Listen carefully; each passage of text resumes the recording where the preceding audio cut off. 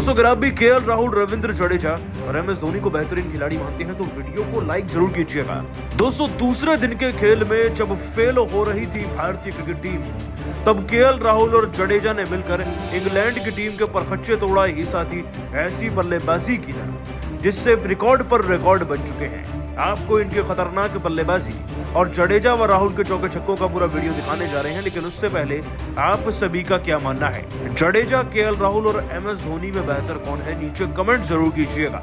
दोस्तों भारत और इंग्लैंड की टीम के बीच में चल रहे पहले टेस्ट मैच के दूसरे दिन के खेल में सारे खेल को अपने नाम कर लिया केवल एक खिलाड़ी ने, एक खिलाड़ी जिसकी पहचान फर्स्ट क्लास क्रिकेट से ही बनी थी और अब वो फर्स्ट क्लास क्रिकेट में ही धमाल मचा रहा है फिर से। दोस्तों बात करें केएल राहुल की। विराट कोहली के सबसे चहेते जोड़ीदार दोस्तों केएल राहुल ने आज उनके बिना भी रंग जमा कर रख दिया। जैसे कि आप सभी जानते हैं कि दोस्तों पहले टेस्ट मैच के पहले दिन के खेल में भारत की शुरुआत बहुत ज्यादा भी अच्छी नहीं थी। देखिए भले ही हमने इंग्लैंड की टीम को 246 पर ऑल आउट किया, लेकिन तब भी बेन स्टोक्स 70 रन बना ही चुके थे और बाकी खिलाड़ी भी 20-30 रन तो बनाकर गए ही थे, जिसके चलते भारतीय क्रिकेट टीम पर एक छोटा मोटा प्रेशर भी आ चुका था। हाँ, बीच में दोस्तों यशस्वी जायसवाल की 76 रन की नाबाद पारी भले ही हमारा थोड़ा बहुत प्रेशर दूर कर गई थी, लेकिन आते ही वो भी दूसरे दिन के खेल में 80 रन पर आउट हो गए, शतक उनका भी रह गया। बाकी कोई भी खिलाड़ी 20-25 रन से आगे बढ़ने के लिए तैयार ही नहीं था, लेकिन इस बीच में मैदान में एंट्री हुई गिल के आउट होते ही 23 रन पर केएल राहुल की। और दोस्तों ऐसा नहीं समझिएगा कि केएल राहुल ने बहुत ज्यादा सिंगल व डबल लिए होंगे। आज केएल राहुल ने बाउंड्रीज भी खूब लगाई हैं। जैसा कि आप सभी जानते हैं कि केएल राहुल मैदान में आए और आते ही 36वें ओवर में मार्क वुड को दूसरी, तीसरी, पांचवी गेंद पर बैक टू बैक 3 चौके जड़ दिए, कोई आउटसाइड ऑफ की तरफ से, कोई दोस्तों बैकवर्ड स्क्वायर लेग की तरफ से। इतना ही नहीं दोस्तों, श्रेयस अय्यर ने जब चौके छक्के जड़े तो केएल राहुल को और ज्यादा साहस मिला और उन्होंने भी लगभग 65 गेंदों के अंदर अपना 50 पूरा कर लिया। लेकिन आज ये खिलाड़ी केवल 50 जड़ने के मूड से नहीं आया था। देखिए तेज तर्रार पारी तो ये भी अय्यर की तरह खेल सकते थे, लेकिन उनकी तरह फिर 35 पर आउट भी तो हो जाते। केएल राहुल ने दोस्तों संयम बनाए रखा और अय्यर के विकेट गिरने के बावजूद भी धैर्य से रन बनाते हुए बड़ी शॉट्स लगाने वाली गेंदों का इंतजार किया। 55वें ओवर में दोस्तों केएल राहुल ने रेहान अहमद को चौका जड़ा और फिर इस ओवर की आखिरी गेंद पर एक और चौका जड़ दिया। इतना ही नहीं दोस्तों, ये 57वें ओवर में दोबारा वापस आए उनके सामने तो केएल राहुल ने एक और छक्का जड़कर अपनी पारी को शतक के पास ले जाने के लिए पूरी तरीके से मोहर लगा दी थी। इनफैक्ट दोस्तों इसी ओवर की आखिरी गेंद पर फिर से केएल राहुल ने 6 लगा, यानी कि एक ओवर में 12 रन तो सिर्फ 2 छक्कों से ही आ चुके थे। इसके बाद दोस्तों जड्डू मैदान में आ चुके थे और जड्डू के चौके छक्के देखकर राहुल का कॉन्फिडेंस ना 7वें आसमान पर पहुंच चुका था। इसके बाद दोस्तों रविंद्र जडेजा ने तूफानी बल्लेबाजी का जिम्मा संभाला और केएल राहुल ने शतक जड़ने के साथ साथ भारतीय स्कोर को आगे बढ़ाने का 118 गेंद में दोस्तों ये जांबाज 86 रन बना चुका था, 8 चौके 2 छक्के जड़कर लगभग 80 के स्ट्राइक रेट से। और दोस्तों केएल राहुल की यही इनिंग अब इस बात की चीख चीख कर गुहार लगा रही थी कि शतक तो होकर रहेगा। भारत के दोस्तों 281 रन बन चुके थे, यानी कि हम 35 रन से आगे थे और ये सब कुछ हुआ तो केएल राहुल की बदौलत। लेकिन दोस्तों इससे पहले कि केएल राहुल का शतक पूरा होता, एक बहुत ही ज्यादा दर्दनाक वाकया हो गया। दोस्तों केएल राहुल इससे पहले कि शतक तक पहुंच पाते वो टॉम हार्टले की गेंद पर ना कैच आउट हो गए रेहान अहमद के हाथों एक छक्का जड़ने के चक्कर में। खैर दोस्तों 14 रन पहले आउट हो गए थे केएल राहुल, उनका शतक तो नहीं बन पाया, लेकिन आज इस शतक की कसर को पूरा किया रविंद्र जडेजा ने। दोस्तों भारत तो वैसे ही 45 रन से आगे था, लेकिन रविंद्र जडेजा की बात कुछ और है।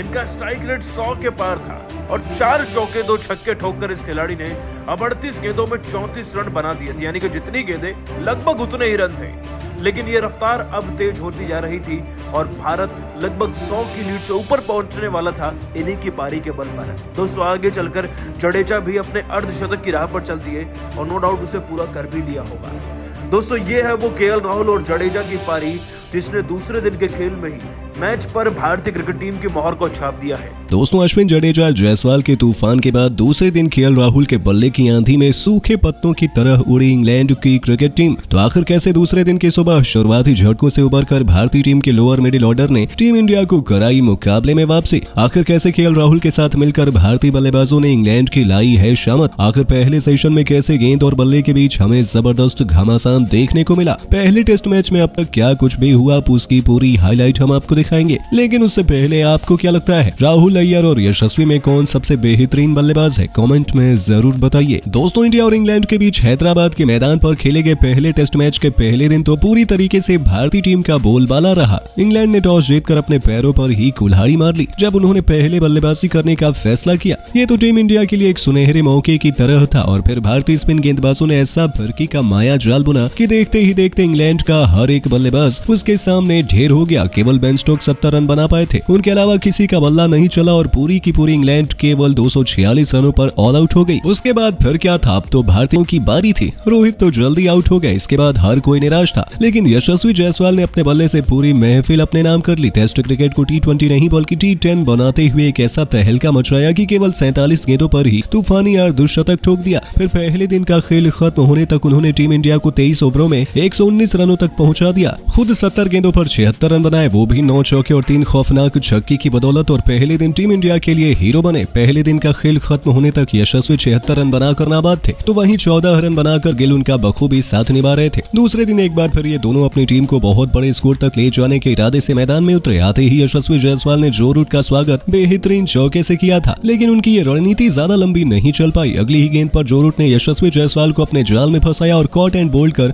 उन्होंने टीम इंडिया को दूसरा झटका दिया, जहां यशस्वी जायसवाल 74 गेंदों पर 80 रनों की एक ताबड़तोड़ पारी खेलकर पवेलियन लौट गए। इस दरमियान उन्होंने 10 खतरनाक चौके और 6 छक्के भी लगाए थे और टीम इंडिया को 123 रनों के स्कोर पर दूसरा झटका लग चुका था। उनके आउट होने के बाद अब केएल राहुल शुभमन गिल का साथ निभाने के लिए मैदान में कदम रख चुके थे। 25 ओवरों में टीम इंडिया ने 125 रन 2 विकेट के नुकसान पर बनाए थे। इंग्लैंड के गेंदबाज शुरू से ही टीम इंडिया पर दबाव बनाए हुए थे। शुरू से ही तेज गेंदबाज नहीं बल्कि स्पिन गेंदबाजों से बेन स्टोक्स ने आक्रमण करना शुरू किया था और उनकी रणनीति बेहद कारगर साबित हो रही थी। दोनों बल्लेबाजों को एक एक रन बनाने के लिए काफी संघर्ष करना पड़ रहा था। पूरी तरीके से इंग्लैंड ने भारतीय टीम पर दबदबा बनाया हुआ था। हालांकि ज्यादा देर तक राहुल को रोक पाना उनके बस की बात ही कहां थी। 29वां ओवर लेकर आए टॉम हार्टले के खिलाफ लगातार 2 गेंदों पर 2 खतरनाक चौके लगाकर केएल राहुल ने अपने तेवर इंग्लैंड को दिखाने शुरू कर दिए थे। यहां तक कि जो रूट को भी उन्होंने नहीं छोड़ा। जो रूट के खिलाफ भी खतरनाक चौका लगाकर राहुल ने इस मुकाबले में पलटवार करना शुरू कर दिया था। 30 ओवरों की समाप्ति में टीम इंडिया 145 रन बना चुकी थी। दोनों खिलाड़ियों ने एक मजबूत पार्टनरशिप बनानी शुरू कर दी। राहुल के बाद शुभमन गिल ने भी आक्रामक अंदाज अपनाना शुरू कर दिया था। उन्होंने भी जैक लीच को आड़े हाथों लेते हुए बेहतरीन चौके से टीम इंडिया को 150 रनों के पार पहुंचाया। इंग्लैंड को किसी भी कीमत पर विकेट चाहिए था। दूसरी तरफ ये दोनों शानदार फॉर्म में नजर आ रहे थे। शुभमन गिल के पास मौका था कि एक बड़ी पारी खेलें और टीम इंडिया में अपनी जगह सुनिश्चित करें, लेकिन एक बार फिर ये उभरता हुआ सितारा गलती कर बैठा। 35वें ओवर में टॉम हार्टले की 5वीं गेंद पर गिल ने बड़ा शॉट खेलने की गलती कर दी और यही गेंद सीधा फील्डर डेकेट के हाथों में चली गई और इस खिलाड़ी को चुपचाप पवेलियन जाना पड़ा, जहां गिल 66 गेंदें खेलकर 4 चौके की बदौलत 23 रन बना पाए थे और 159 रनों के स्कोर पर टीम इंडिया के 3 बल्लेबाज पवेलियन लौट चुके थे। यानी कि दूसरे दिन की पहली सुबह तो पूरी तरीके से अब तक इंग्लैंड के नाम हुई थी, जहां उन्होंने एक के बाद एक भारत को 2 बड़े झटके दिए थे और भारतीय बल्लेबाजों को रन बिल्कुल भी नहीं बनाने दिया। टीम इंडिया धीरे धीरे दबाव में नजर आ रही थी। इंग्लैंड पूरी तरीके से भारत पर शिकंजा करने की पूरी तैयारी कर चुकी थी। उनके आउट होने के बाद अब मैदान में केएल राहुल का साथ निभाने के लिए श्रेयस अय्यर मैदान में उतर चुके थे। जैसे ही वो आए, बेन स्टोक्स ने अपना मास्टर प्लान के तहत तेज गेंदबाज मार्क वुड को गेंद थमा दी, लेकिन उनका ये प्लान तो इंग्लैंड पर ही भारी पड़ा, जहां राहुल ने वुड को एक के बाद एक लगातार 2 गेंदों पर 2 खतरनाक चौके के लिए मारकर बता दिया कि वो इतनी आसानी से हार मानने को तैयार नहीं है। तो वहीं एक गेंद डॉट होने के बाद राहुल ने 5वीं गेंद पर एक चौका लगाकर इंग्लैंड की हालत बिगाड़ दी थी। उन्होंने T20 के अंदाज में टीम इंडिया को आगे बढ़ाना शुरू कर दिया था। दूसरी तरफ अय्यर को अपना खाता खोलने के लिए भी अच्छा खासा स्ट्रगल करना पड़ रहा था। वुड के खिलाफ सिंगल लेकर उन्होंने अपना खाता खोल दिया था और 38वें ओवर में टीम इंडिया ने 175 रन बनाए थे। राहुल शानदार बल्लेबाजी कर रहे थे। टीम इंडिया अभी भी इंग्लैंड के बने स्कोर से 71 रन पीछे चल रही थी, लेकिन बहुत जल्दी भारतीय टीम ने अपनी खतरनाक बल्लेबाजी के दम पर इंग्लैंड पर बढ़त बनाना शुरू कर दिया और दिन का पहला सेशन खत्म होने तक टीम इंडिया मजबूत स्थिति में पहुंच चुकी थी।